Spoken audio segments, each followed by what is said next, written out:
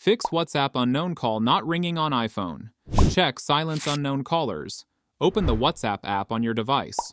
Next, at the bottom, click on the settings gear icon. Now scroll and tap on the privacy option. Look for the calls option and click on it. After that, make sure the silence unknown callers option is turned off. If it is not working, then try. Check WhatsApp notifications. Go to the WhatsApp settings page. Next, click on the notifications option. Make sure all the toggles are turned on. If this is not working, then try.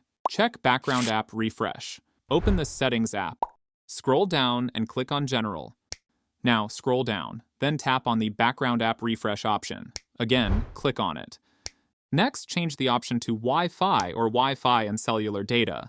If this doesn't work, then try check do not disturb and focus modes. Swipe down from the top right corner to open the control center. Now, look for the focus option. Tap on it to open. Make sure any focus modes are activated. Check whether the incoming calls are working or not. This might fix the issue, and that's it. Follow and subscribe for more tech tips.